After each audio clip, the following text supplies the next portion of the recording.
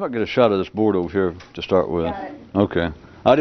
Even though I already said it last time we were talking, I felt like the graphics and the visuals would have added something when I was giving you the correct, the come clean answer to all questions regarding human behavior. And I gave it to you, but it's also the totally unacceptable one. It's 2 for the price of 1.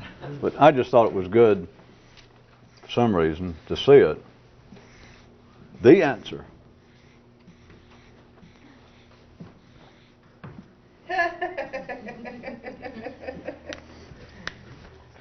There was also, if you recall a few nights ago, I brought up Green Acres.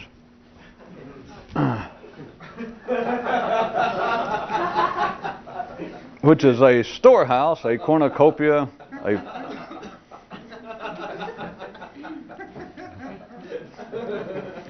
and other things. We give too much credence around here to synonyms. I mean, words are bad enough, but then to worry about synonyms. Besides what I was using Green Acres for, it's just a nice place to start. It has everything.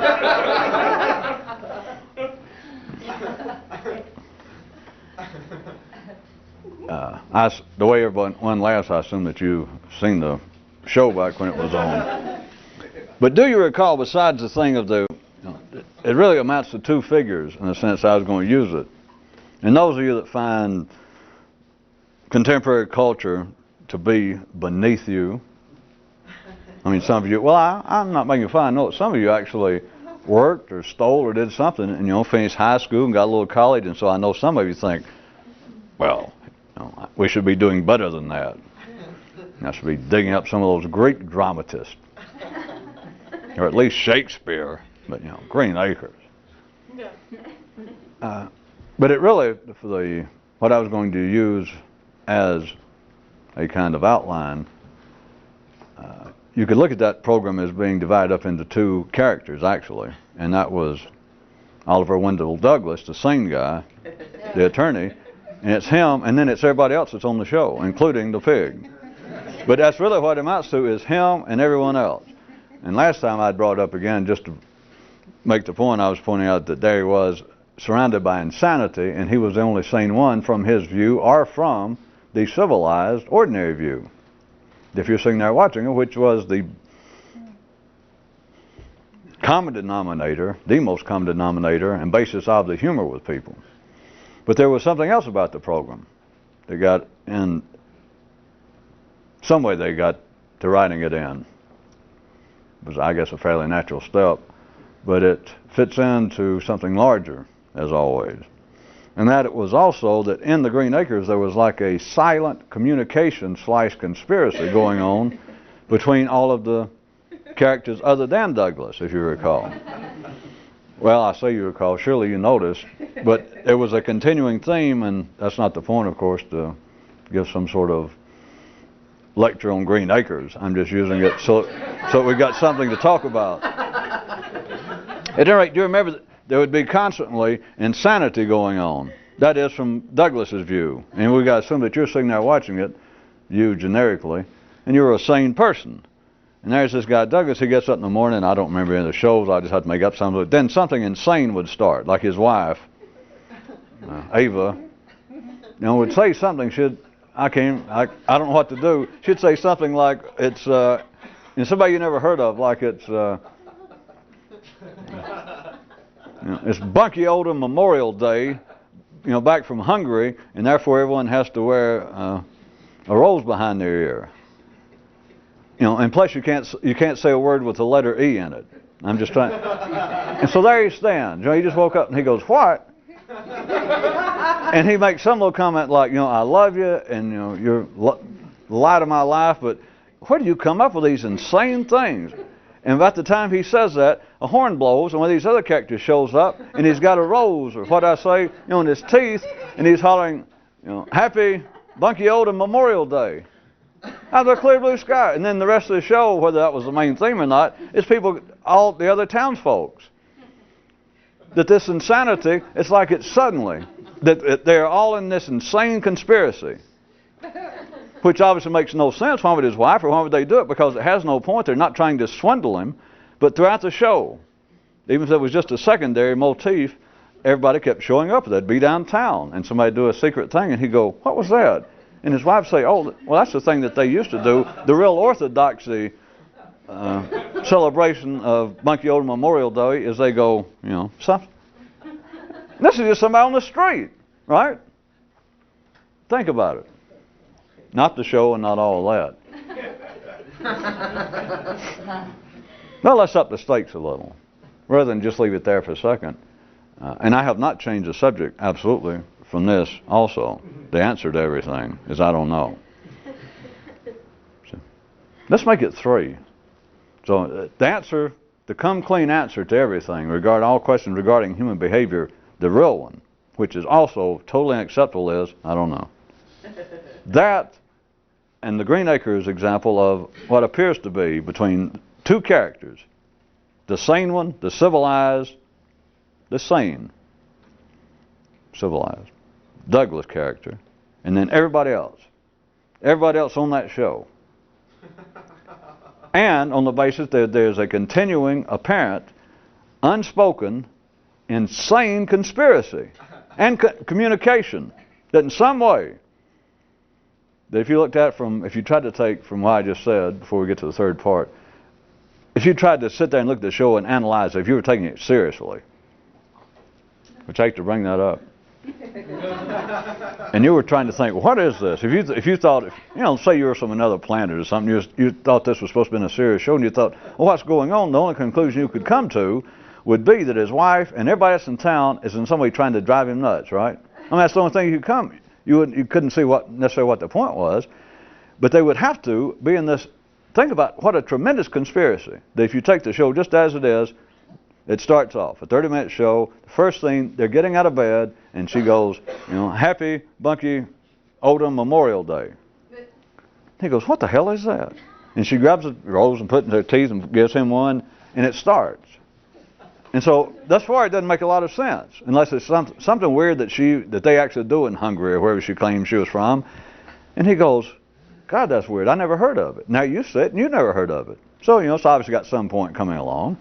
But then immediately, strangers begin to show up, or, you know, other townspeople, and they're immediately saying Happy Bunky Oldham Memorial Day. So if you're taking it seriously, you go, now wait a minute. Previous to when this episode started, they had to have gotten together. We're talking about, you know, 8 or 10 people on that show, the continuing characters, and they had to sit around and plot it about what we're going to do, and everybody got to keep a straight face. Now, first thing, you know, Mr. Haney, you drive up in the truck. We'll get up. I'll make sure we get about 7:30 as usual, and you be there about 7:35. Give me enough time. He says that, and then one of the other characters says, "Now you be sure and be there about 8:30. We'll be in the kitchen, and I'll be saying a certain line, and you'll be listening out the window." You think that is very complex. That's what I meant by when I said it's like a secret communication or a silent communication / conspiracy. That is, they apparently would have to be. Now, if you were trying to take it in some way as a sane piece of drama, if you didn't know him better, and you say, well, there's got to be some payoff to this. They're trying to swindle him, or they're trying to drive him nuts and have him put away and get his money or something. You know, I don't see the point, or I don't know why they're all in it, but that's got to be.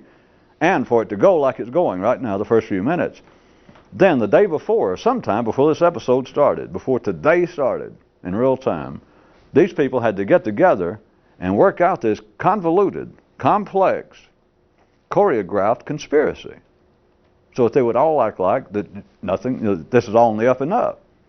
We've got to apparently be operating at a sane, civilized level, and him be on the outside. That's the feeling he's got to have for this to make sense. Or looked at another way, from the real view as it worked out, for it to be funny. Right, that and that. Now I was going to bring in a third one.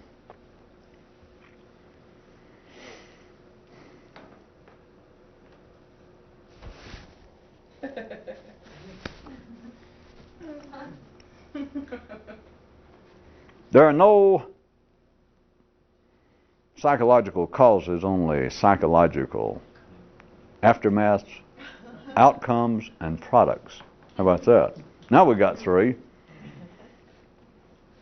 And I hardly saw how the first two fit, but now we got three, and none of them are related at all. So, if you'll run, have you got one of those Three Stooges shorts we can fill in here?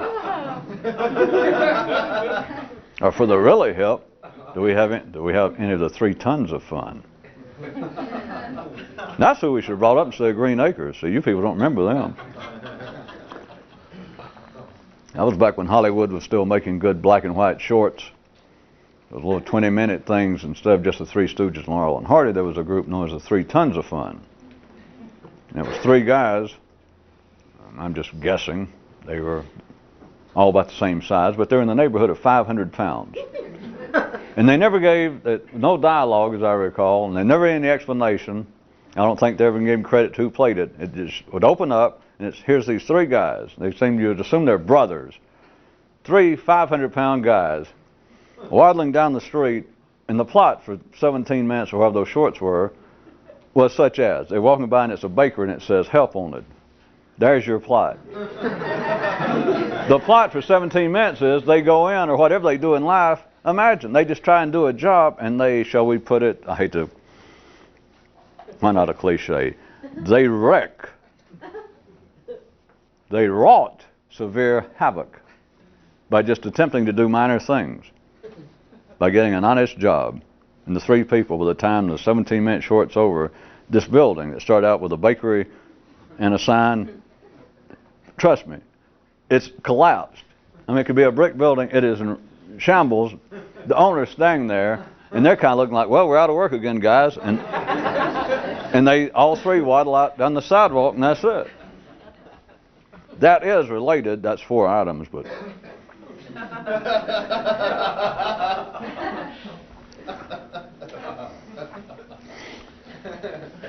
Back to start in sequence, which is always very interesting. We'll start at number 1, back from last time, with the 3 Tons of Fun. So we'll start at, out of the 3, I'll go ahead and start where we should at number 5.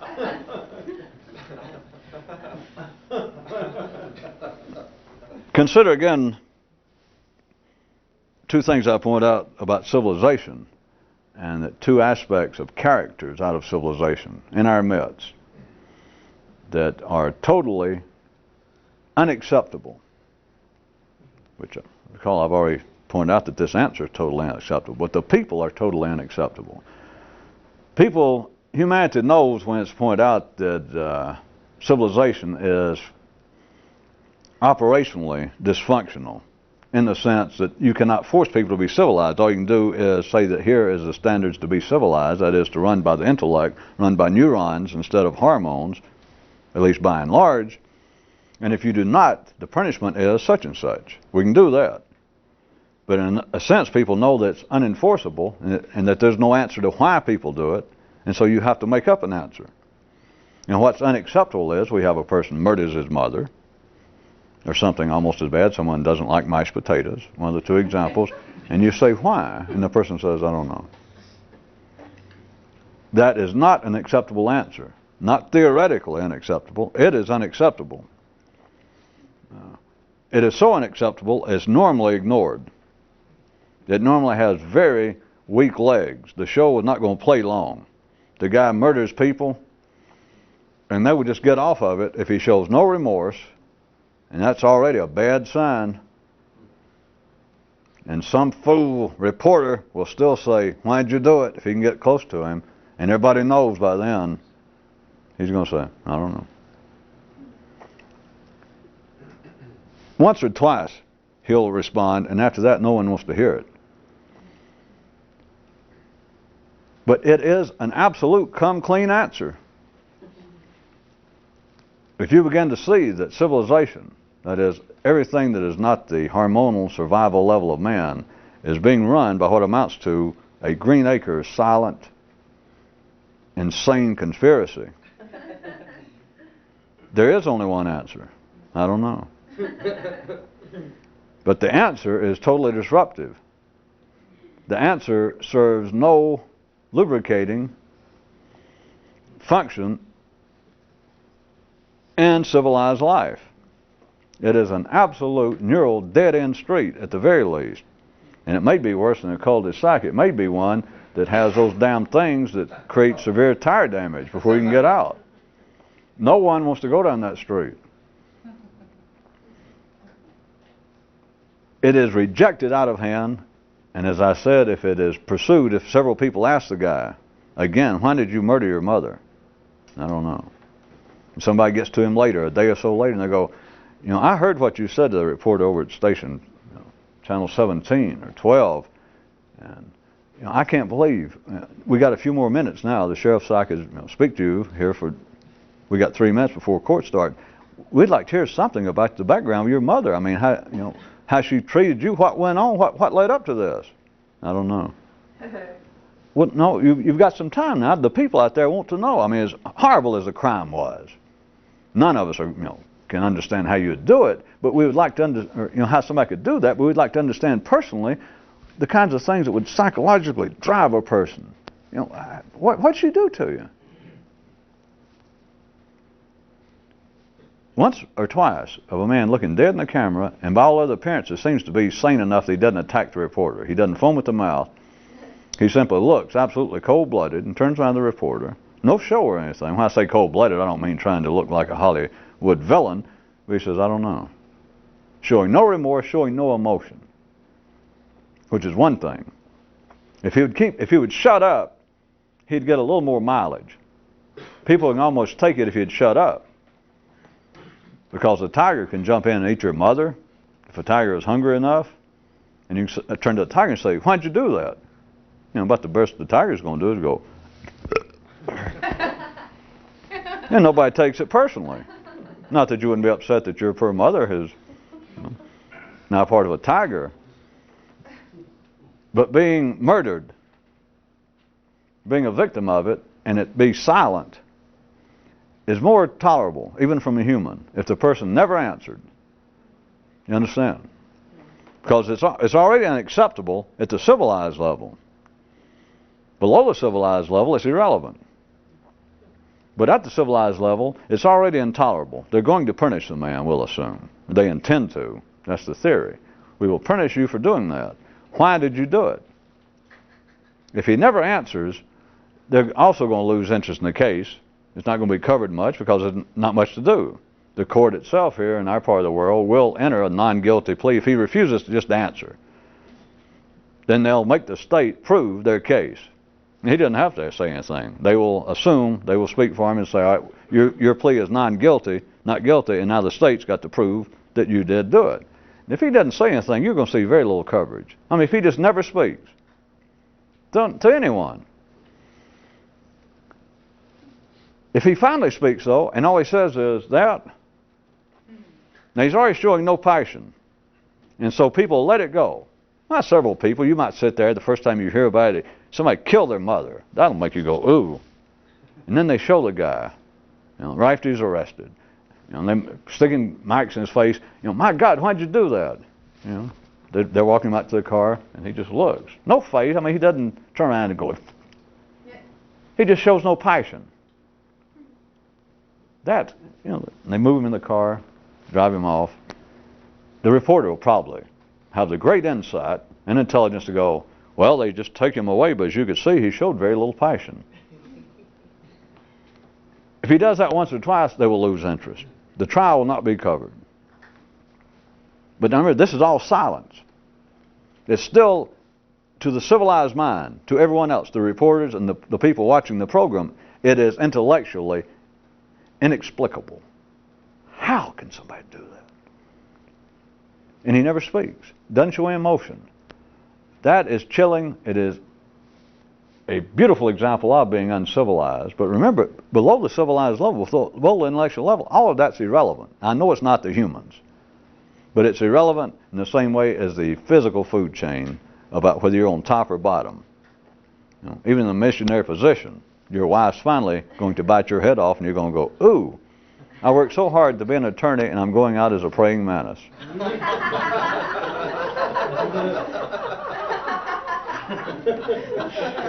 Even if the Nobel Prize Committee does not see fit to honor me for my work in physics, at least in convoluted metaphors, I should get, seems to me, some Maybe some kind of booby prize.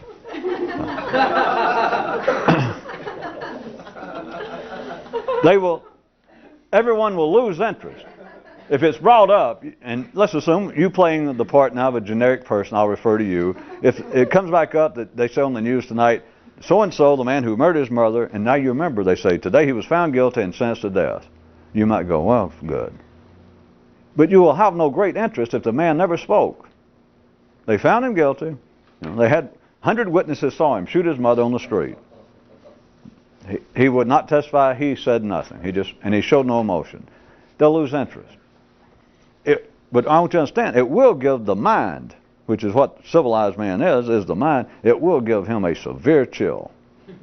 God, it's surprising we have such uncivilized creatures still in our midst in this day and time. My. I mean, that's very original. In case you don't know it, there were people saying that in the original Toledo, which was over in Samaria, Athens. People were saying that in Athens. Same thing. And I don't mean last week. We're talking about BC. But if the man finally says 2 words, the scenario up to now that I have detailed is still true. Still no passion.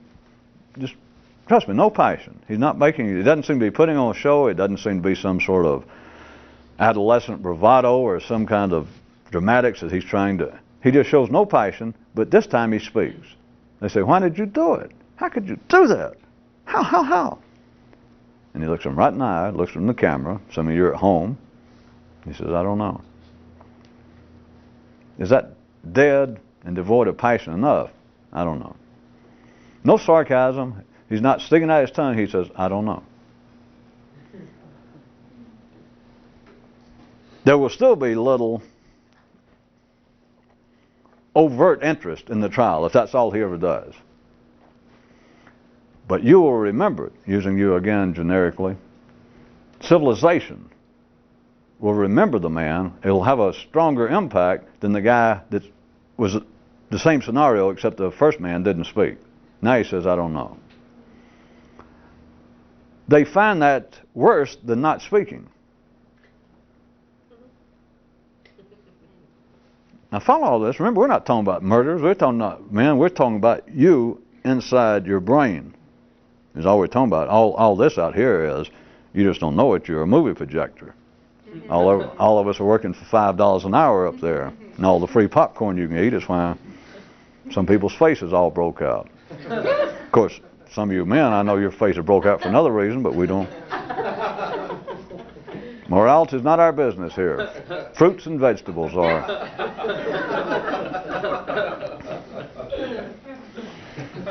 Well, right quick, this was a little sidestep, but notice if the man didn't speak, now I'm putting both of them together, but the same scenario, the man killed his mother, no doubt about it. And at first he won't speak. He won't say anything. So then you turn on the news, it's been several days since this happened, and Channel 9 comes on and says, stay tuned now for the 6 o'clock news because so-and-so, the man who murdered his mother, yes, exclusively spoke to our Biff Barnes early this afternoon. The first time he has spoken to anyone, but exclusive. Stay tuned. And so you stay tuned. And it sounds as though, well, now, even though you might not sit there and analyze it, it seems like, well, we'll get more out of it. The man's going to say something. So they build up, they keep teasing, and they drag it out to 6:45, trying to get you. And finally they say, and here it is, Biff, show them that interview. We're going to show it now. That was taped early this afternoon at the police station. For the first time, so-and-so spoke. So they cut to the film. You see Biff's hand on the mic, and he says, why did you do it? And the guy looks at the camera and says, I don't know. At first, see the build-up and all, you think, well, now we're getting somewhere. And if they said, now listen closely, because the man, for the first time, exclusively here on Channel 9, is going to tell us, he's going to respond to why he did it. And so you think, well, this is good. This is good. I'll feel better. Again, you may not analyze it, an ordinary person, but I'm telling you, the nervous system of life analyzes it, because it's the one going. And so it's also the one that goes, you can't hypnotize me. You got to remember, civilization is playing Punch and Judy with all of us. So it knows what it's doing. Over here we got Oliver Wendell Douglas. Over here we got all the characters on Green Acres. So over here we apparently have the man who killed his mother, and over here we have the decent people of society and civilization who would never kill their mother. So, and they can understand how this hand did it. So, what I want you to follow, I know it seems quick, but this has a real effect on the nervous system. It is the nervous system. To bring you up to number 3, that I already pointed out, that there are no such things as psychological causes, only psychological aftermaths, outcomes, and products. You got to remember that, because this almost denies it. So listen. You would think that this is going to be some improvement, no matter what the man says, that he's finally going to speak. You might try to guess it. You know, he's going to say his mother beat him. He's going to say he was drunk. He's going to say he's been on drugs, and he doesn't even remember it, and now he's shocked. He's going to say something. Whatever he says, I mean, it's unacceptable. Even if he says, I've been on drugs. Well, I know drugs is a horrible thing today, and blah, blah, blah. But, you know, that's no excuse, but at least we'll hear something. It's going to be better than him just standing and looking at the camera every time they take him away and them say, why did you do it? And you look at it, and you don't know why. You know, he's making no face. There's nothing you can really put your finger on. Let's just say he's the average-looking person. He doesn't look deranged. He doesn't have big scars to where you'll immediately assume, well, he's been beat up, or he's in a car wreck, he's an ordinary guy, and he looks right at the camera and shows no passion. And then you hear he's going to speak. And so you think, all right, he's going to say, well, my mother beat me, and that was just a response. Or he's going to say, I was on drugs. But see, beforehand you can think, well, that's no excuse, but you're going to feel better. If he says something, even if it's not acceptable, being on drugs or having a severe headache, you know, it's no real good cause to kill your mother. You know, let's face it. I mean, somebody, you know, keyed your car, your brand new car. You know, you don't kill your mother. I can feel for you, but you don't kill your mother, right? But see, you're prepared that whatever he says is going to be an improvement over saying nothing, right? Certainly, it's got to be. Okay. Except nobody considered the only true, come clean answer to any question regarding human behavior. The only true answer is right there. So this guy accidentally, I don't know, Life's having a little fun. Maybe Life's had a few drinks for the show. So Life says, well, let's have the guy talk. Get that guy over at Channel 9. I never liked his haircut. And we'll give him the exclusive. So and he says, why did you do it? And the killer says, I don't know. Not only will Biff probably try to milk something else out of it, but you sitting there at home, you playing civilization's part now, it's worse. But see, you were prepared. It's got to be better, no matter what it was. That's why I went through my made-up examples. Even if he says, I was drunk, I do not even remember being in this city. I've been out of town. I've been blacked out. I've been on drugs and alcohol so bad, I don't remember being home, much killing my mother. Hearing about it now, you can't imagine how I feel. You know, I'm hard, but I don't remember it. That's something. Anything the man says, no matter how reprehensible, no matter how much we must reject it, it will be better than him saying nothing. Except for that, Bunky. Because you didn't consider that. You didn't consider that Life might have the man tell the one true, come clean answer. Which, you got to remember though, is also simultaneously the one that's totally unacceptable. It's better than a two-barrel shotgun. It's like a two-barrel shotgun with one barrel. Yeah. So he says, I don't know. Now, once he's done that, again, speaking you generically representing civilization, as long as this stays in civilization's mind, as long as it stays in your mind, and now you've heard him say it, you can't erase it. Not you people. You're sitting there in your patrol car, and once you give a guy a ticket, you can't forget it. That is, you got flypapers for minds. So you heard the guy go, I don't know. And they go, God, I wish I hadn't heard him say that. I'll forget it. Yeah, right. Like you know how. But that's another story. I'll be selling the tonic later at the door that you can forget it. He says, I don't know. And whereas whereas I'd already built up for you of how it should be an improvement. How you were prepared, again, not analyzing it in those words, but you were prepared. You wanted to hear what he said because whatever it was is better than it's been thus far of him. And of course, reporters trying to earn their money, hollering, she was laying there, 100 people saw you shoot her. You just walked up, you didn't even say anything. You didn't go up and say a harsh word, and it was Mother's Day. Or whatever. In other words, they keep saying, come on, you've got to say something. You realize that you are now the most hated man on this planet, or at least in this country? They keep trying, and he just looks.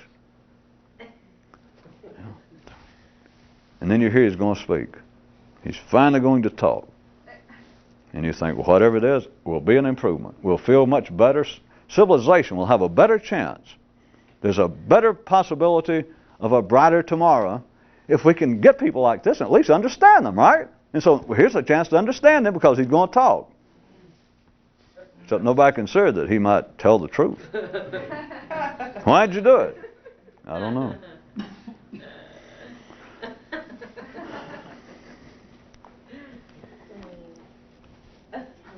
What if Oliver Wendell Douglas turned around to people and he says, wait a minute, let's stop. This is some kind of facade. This is some kind of charade or fraud going on being perpetrated on me.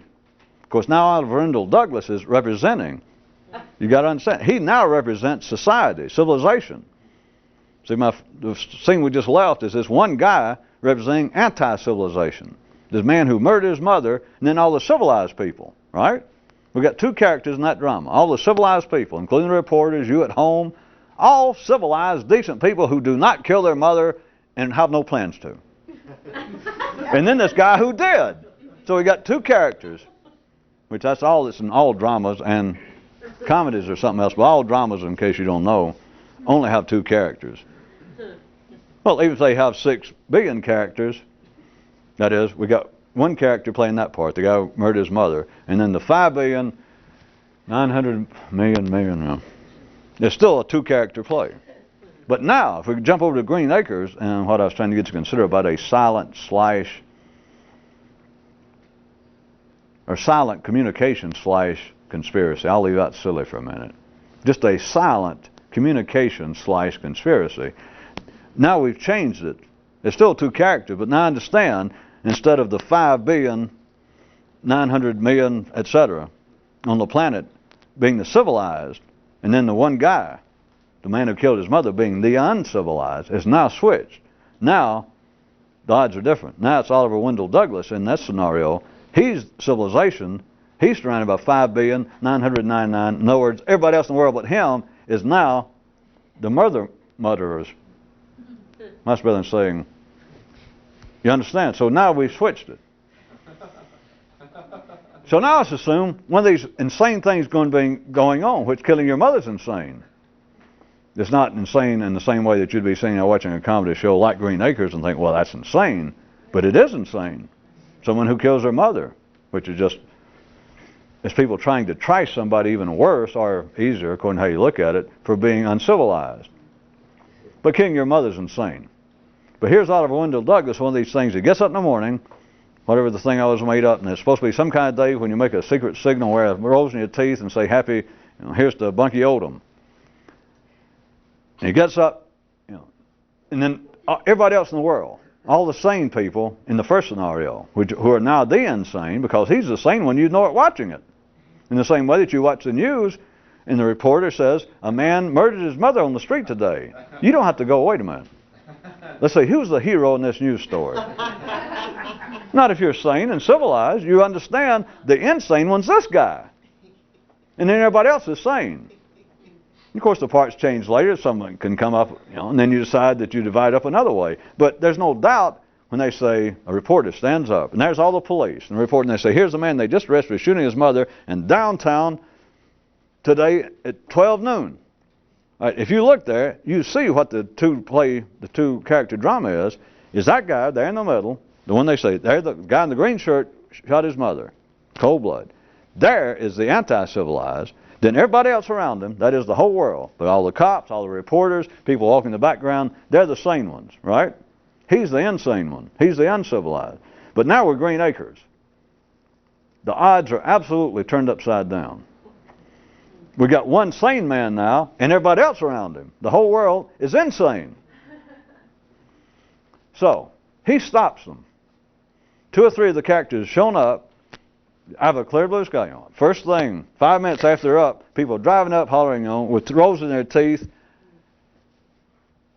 like they know what's going on. And they're obviously insane. You know that. You're sitting there watching the show. Yeah, that's insane. So now let's stop it. Or let's change it.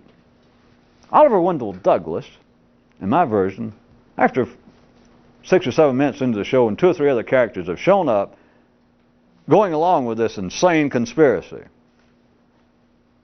he says, hold it, folks. He said, I am not fool. I am sane. That is, I'm civilization. I am the heartbeat of America, and my name is not Camaro or Chevrolet. I am the middle class. I am Mr. Everyman. I am a bourgeoisie boob. I am a square. I am the pillow, or pillar, or pillar of all that's good, decent, righteous, and tax-paying. And I want to know what's going on here. You people are insane. Okay. Okay's a segue. Okay.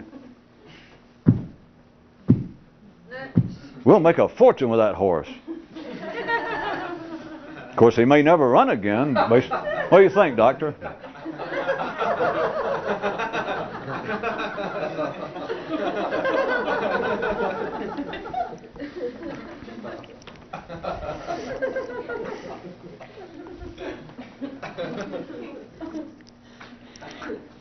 He stops the insanity. He stops the insane people. He tries to. Right there in the middle of at the beginning of an episode of Green Acres, and he says, this has gone far enough. You know, I am not being fooled. You know, I'm being driven nuts. I'm being irritated, being upset. But, you know, I see through this. I'm not sure what the point is, people. And he lines them all up. Whatever, you know, Haney and the storekeeper and that county agent and Mr. Ziffel and Arnold. He gets them all. He calls them all together and his wife, and he says, listen, I'm not sure what you're up to, and etc. Now, that's important, by the way. Think about that a minute. I'm not sure what you people are up to, but I want you to know you're not fooling me. You're irritating me. You're driving me nuts. But you're not fooling me. You're not making me think that I'm insane and you're all right. God, I sure would like to stop there. If I stopped, would everybody put it together and make it worthwhile? Does this sound anything at all to you beyond a TV or media coverage of a murder, beyond a TV show, beyond a Greek drama, beyond any of the humanities, any of the arts? Does this sound like, dare I say it, life its frigging self? And then all of you serious people, you don't mean to, but you look like Oliver Wendell Douglas, and you go, either that or you look like Rodin's poor half-shot mother and go,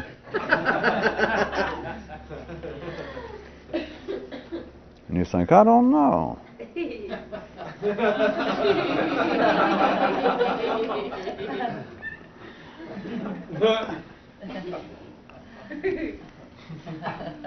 Is not Oliver Wendell Douglas, is not all civilized people hearing about insane, despicable, such as murder of one's parents? Is not everyone surrounded by at any given moment? All you got to do is think about it. Even if you're not a wild-eyed fanatic, even if you're not particularly prejudiced or biased or fanatical in some religious or racial or nationalistic or class manner, everyone feels as though when something that shocking, a murder next door to you, or a man kills his wife, his mother, in broad daylight, or it's still insane, it doesn't sound bad because it started out as a funny TV show, or Mr. Douglas staying there in this environment he can't get away from, and everyone's insane. Except they're insane at the same tempo, in the same key, by some common script that makes sense if you withdraw him and he stands aside, then all this makes sense. It'd no longer be funny. The joke would fall down, at least the motif I did of this silent communication of this, that they're all in on some kind of private joke. That'd only be funny for 10 or 15 seconds, a couple of minutes. And if you take him out, think about it a second. Another 30 minutes of that, it's not funny. There's no fun in there. If it's just them.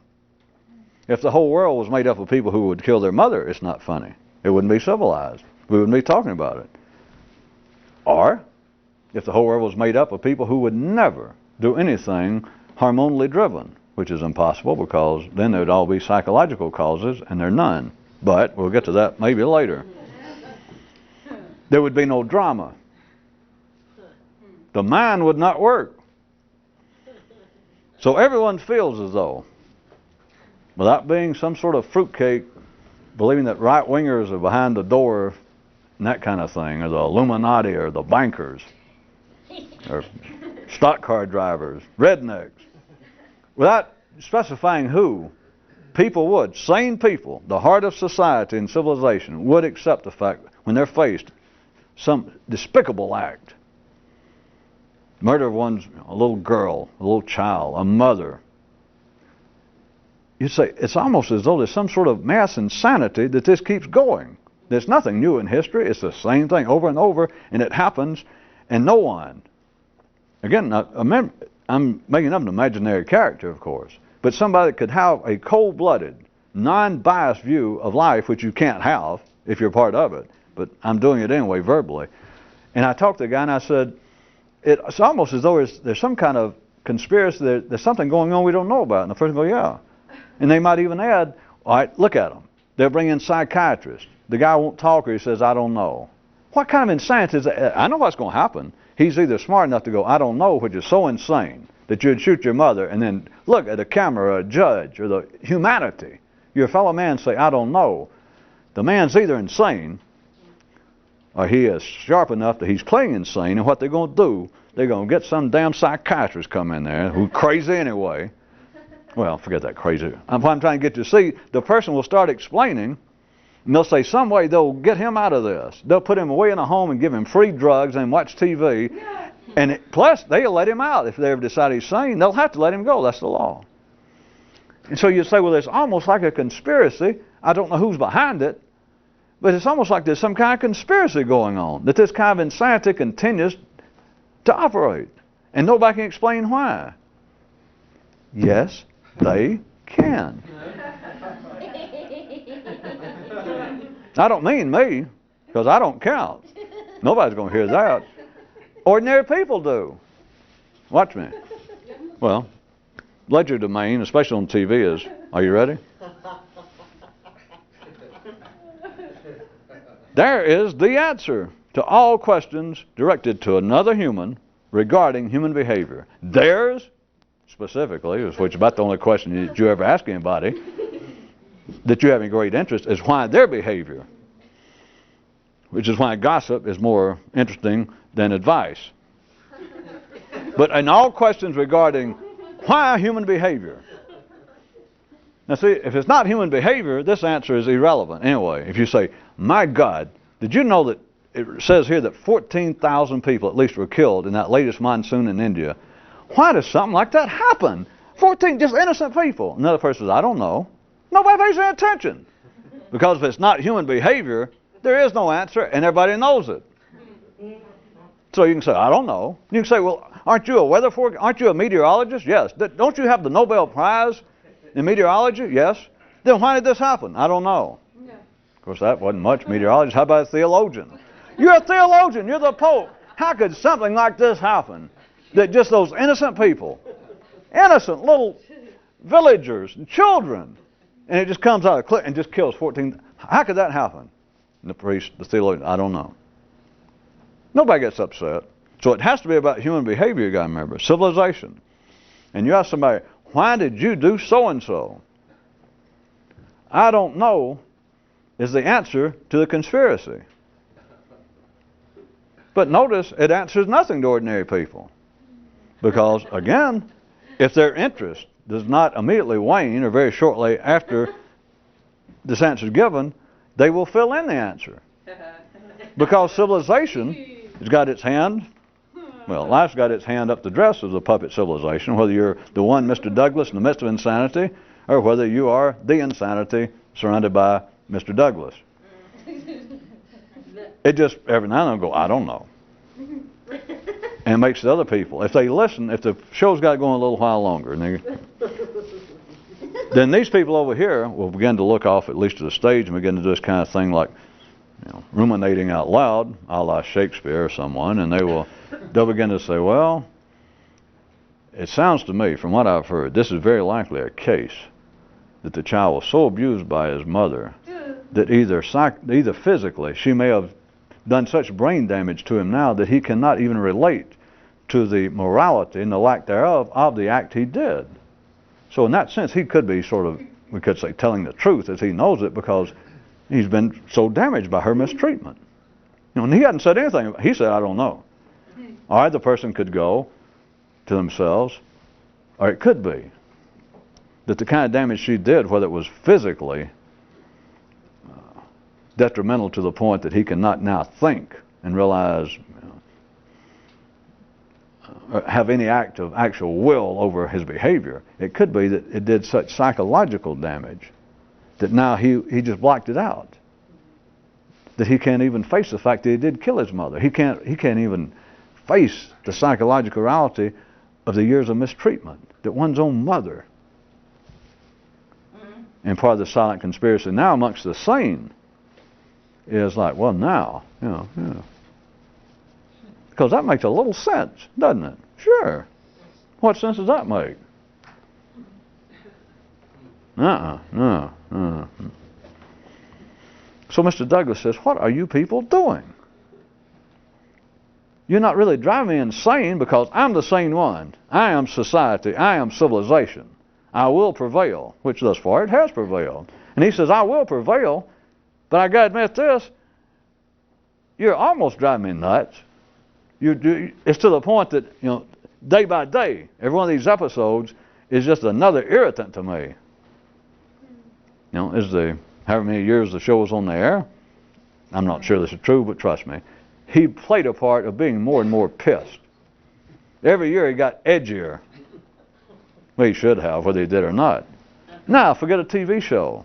May I go back and ask again, does that sound at all like life? Does that sound at all like ordinary people? Ordinary people, good middle-class people that get up, go to church, go to school, go to work, pay their taxes. The heart, the backbone of civilization. You ask them about, how about all the uncivilized aspects that go on in life? And they go, yeah, I know what you mean. I watch the news. I read. And you say, well, there doesn't seem to be any answer to it. Yeah. It doesn't seem like we can stop it all, no matter what we do, no matter what kind of theories, no matter what kind of aspirations we have in the social sciences and the mental health fields and the social programs. Yeah. It's almost enough to drive you crazy, isn't it? Yeah. But how old are you? And the guy's, 45, 50. Well, you're not, are you on any sort of medication or drugs? No. Are you an alcoholic? Well, no. So it doesn't actually drive you crazy. I mean, this other, quote, insanity of life, being surrounded, living in green acres. And the guy would say finally, no, but goddamn it, it pretty near does. It almost drives me nuts. Now, I guess maybe I'm not the type to actually go crazy, but if you really want to push it, so I'm still talking to the guy, he'd say, I'll tell you what, it seems like the older I get, the madder I get, the more disgusted I get with life. Mr. Douglas stops the show. Listen, I don't know what's going on here with you people, all this thing about, every episode, there's some kind of something going on, some kind of insanity, some kind of show, something going on that only you people know about, but all of you play like you know it together. And you're not fooling me. I mean, I don't know what it is you're trying to drive me nuts. I don't know why yet, which implies that he will someday know why, which you can relate that back to life again. He implies, I don't know yet. I can't figure, what's the motive in you doing this? Other than just to annoy me or to drive me nuts. But let me tell you this. I am a trained attorney.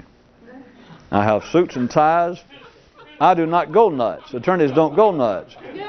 But I'm going to tell you people this. You're beginning to royally piss me off. I'm going to tell you that. I'll admit that. That doesn't sound like life. That the civilized say, all right, you uncivilized people, you're not actually going to turn me into you. You're not going to drive me uncivilized. But I'll be damned if you're making me begin to really hate you. I am really beginning. I mean, this is getting to be too much. I don't know what you guys are after. I don't know what you're trying to prove. Remember back when I was just talking about Douglas in the show? But now this is you. This is an ordinary man saying, I don't know why life's trying to drive me nuts. Of course, an ordinary person wouldn't say life. He'd say my society, my neighborhood, my government, some minority group here, or some majority group. He would pick out somebody. He wouldn't say life. But that's what he's saying. He said, I'm not sure what kind of conspiracy this is. Why are you people here, life, Green Acres, why are you people acting in this insane way, but you're in concert somewhere? I don't know how you did it. And it's some kind of conspiracy. I admit I don't know what. I'm not trying to sound like a crackpot. But it's obvious. How else can you explain it? And I'm going back and forth real quick between Douglas and Green Acres and the characters. You understand by now. And you, an ordinary person, and life. He's saying, I still don't know what it's about. But when I get up and I see this kind of silent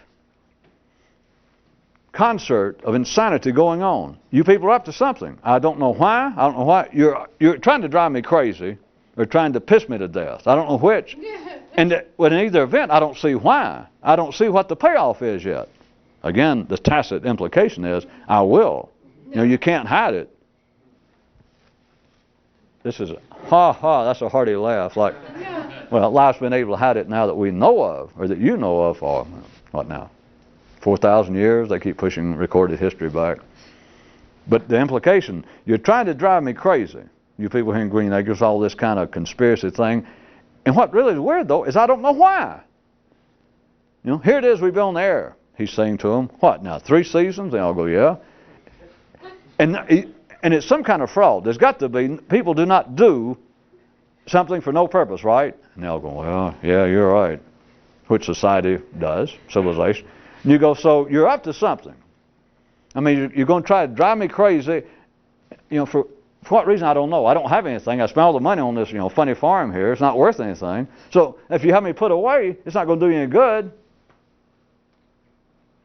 If you make me real mad and maybe I have a heart attack, I die of stress or something, you know, how are you going to benefit? See, when you think about all that, there doesn't seem to be any reason for it. None. Now, from Green Acres back to life, things are, in many aspects, from an ordinary, sane, civilized person's view, I am surrounded almost. I'm living in Green Acres. They're trying to drive me crazy. Now, I don't believe they will.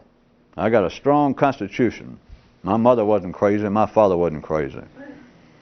And I don't feel like I'm going crazy. But I'll be damned if they're not about to, figuratively speaking, drive me crazy. They're about to make me so mad that I won't be surprised if I do die of just some kind of stroke, or, you know, the world's first exploding ulcer is going to kill me, because they are just, what the hell's going on here? I know life's trying to drive me nuts for some reason. Why? Of course, religion has tried to come up. One of them is, well, we'll understand it later, or, well, it's paying off a curse. But you notice, satisfies everybody. Everybody loves that, but it's like, you know, any old rain umbrella in a monsoon.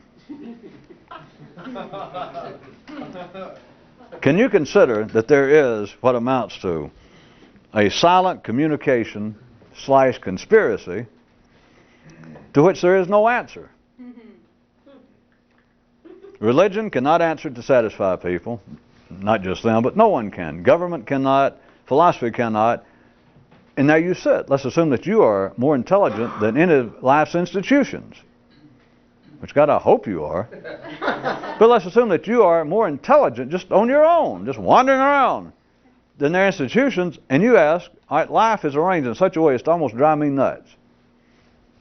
That is, if nothing's happened to you personally, that the government's not on your back all the time, you are civilized enough that you keep up with the news, you're aware of what's going on, and you know that life in general is insane.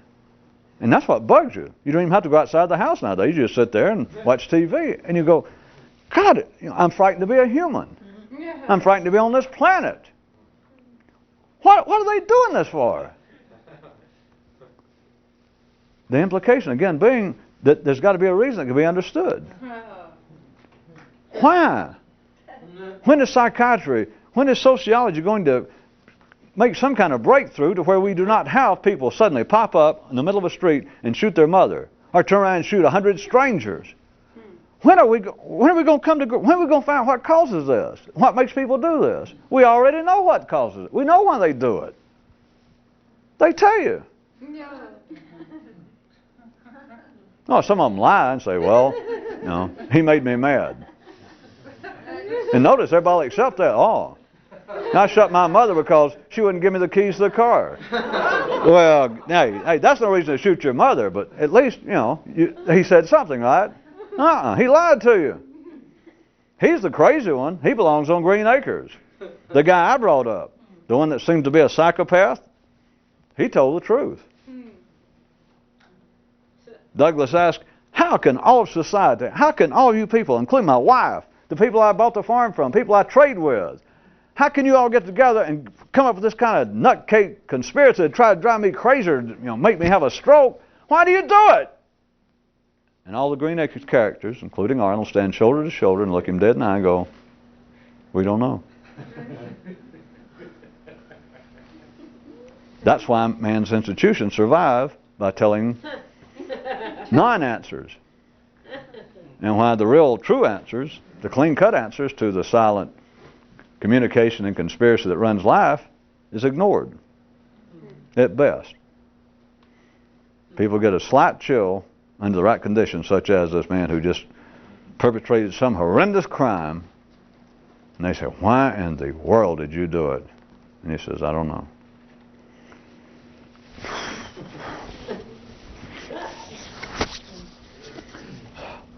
Marge, hit that remote control and turn. 6 Green Acres are back on. And that's it.